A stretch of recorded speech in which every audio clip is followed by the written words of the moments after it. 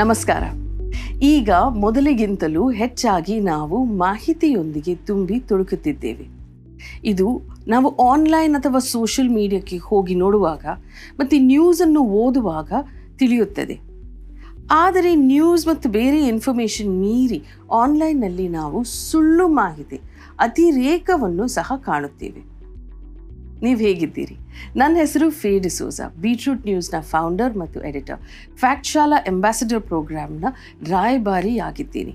Media voice ಮತ್ತು fact ಶಾಲಾ ಒಟ್ಟು ಬಂದು ಸೋಷಿಯಲ್ ಮೀಡಿಯಾ ಪ್ಲ್ಯಾಟ್ಫಾರ್ಮ್ಗಳು ಹೇಗೆ ಕಾರ್ಯನಿರ್ವಹಿಸುತ್ತವೆ, ತಪ್ಪು ಮಾಹಿತಿ ಅಥವಾ ಸುಳ್ಳು ಸುದ್ದಿ ಅಂದರೆ ಏನು ಮತ್ತು ಅವು ಹೇಗೆ ಹರಡುತ್ತೇವೆ ಎಂಬುದನ್ನು ತೋರಿಸುವ ಕೆಲಸ ಮಾಡ್ತಾ ಇದ್ದಾರೆ. ನಾವಿಲ್ಲಿ ಏನು ಹೇಳ್ತಾ ಇದ್ದೀವಿ ಅಂದರೆ, ಸುಳ್ಳು ಸುದ್ದಿ ಅಂದರೆ ಮೋಸ ಮಾಡುವ ಉದ್ದೇಶದಿಂದ ಸಾಮೂಹಿಕ ಪ್ರಸಾರಣಗೊಳಿಸುವ ತಪ್ಪು ಮಾಹಿತಿ. ಇದು ವಿರೋಧಿಗಳ ಬಗ್ಗೆ ಎಡಿಟ್ ಮಾಡಿದ್ದ ಫೋಟೋಗಳನ್ನು ಶೇರ್ ಮಾಡುತ್ತಿರುವ ರಾಜಕೀಯ ಗುಂಪುಗಳಾಗಿರಬಹುದು. ಹಾಗಾದರೆ ಅವರ ಉದ್ದೇಶ ಏನು? ಸುಳ್ಳು ಸುದ್ದಿಗಳನ್ನು ಹರಡಿ ಅವುಗಳನ್ನು ಚುನಾವಣೆ ಮೇಲೆ ಪ್ರಭಾವ ಬೀರುವಂತೆ ಮಾಡುವುದು. ನಾವು ಮೋಸದ ಅರಿವಿಲ್ಲದೆ, ಹಾನಿ ಮಾಡುವ ಉದ್ದೇಶವಿಲ್ಲದೆ ಸುಳ್ಳು ಸುದ್ದಿಗಳನ್ನು ಶೇರ್ ಮಾಡಿದ್ದಾಗ ಅದು ಕೂಡ ತಪ್ಪು ಮಾಹಿತಿ ಆಗುತ್ತೆ.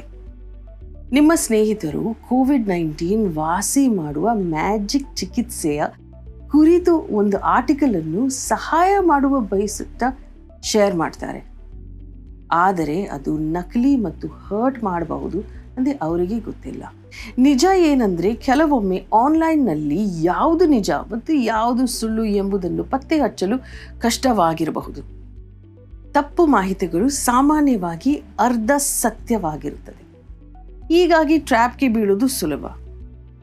ಮತ್ತು ಬೇಸರದ ಮಾತು ಏನಂತೆ, ಸುಳ್ಳು ಸತ್ಯಕ್ಕಿಂತ ವೇಗವಾಗಿ ಹರಡುತ್ತದೆ.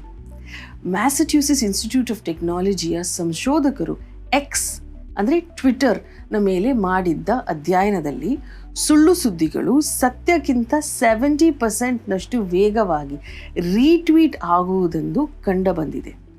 ಅದಕ್ಕಾಗಿಯೇ ತಪ್ಪು ಮಾಹಿತಿಗಳು ಗಂಭೀರ ಪರಿಣಾಮಗಳನ್ನು ಉಂಟು ಮಾಡಬಹುದೆಂದು ಹೇಳುವುದು. ಅದೇ ಕಾರಣಕ್ಕೆ ಸುಳ್ಳುಗಿಂತ ಸತ್ಯವನ್ನು ಬೇರೆಪಡಿಸುವುದು ಮುಖ್ಯವಾಗಿದೆ. ತಪ್ಪು ಮಾಹಿತಿಗಳು ನಾವು ಹೇಗೆ ವೋಟ್ ಮಾಡ್ತೀವಿ, ನಾವು ಇತರರನ್ನು ಹೇಗೆ ಟ್ರೀಟ್ ಮಾಡ್ತೀವಿ ಎಂಬುದರ ಮೇಲೆ ಪ್ರಭಾವ ಬೀರಬಹುದು. ಈ ಮಾಹಿತಿಗಳು ನಾವು ತೆಗೆದುಕೊಳ್ಳುವ ಹೆಲ್ತಿಗೆ ಸಂಬಂಧಿಸಿದ ನಿರ್ಧಾರಗಳ ಮೇಲೂ ಪ್ರಭಾವ ಬೀರಬಹುದು. ಇದೆಲ್ಲ ತಿಳಿದುಕೊಂಡ ಮೇಲೆ ನೀವು ಹೆಚ್ಚು ಆತ್ಮವಿಶ್ವಾಸದಿಂದ ಮತ್ತು ಕೌಶಲ್ಯದಿಂದ ಇಂಟರ್ನೆಟ್ ಬಳಸಲು ಸಾಧ್ಯವಾಗುತ್ತದೆ. ಈ ವಿಷಯದ ಕುರಿತು ಇನ್ನಷ್ಟು ತಿಳಿದುಕೊಳ್ಳಲು ನೀವು ತೋರಿಸುತ್ತಿರುವ ಆಸಕ್ತಿಗೆ ಧನ್ಯವಾದಗಳು. ಮತ್ತು ಇನ್ನಷ್ಟು ತಿಳಿದುಕೊಳ್ಳಲು ವೆಬ್ಸೈಟಿಗೆ ಭೇಟಿ ಕೊಡಿ.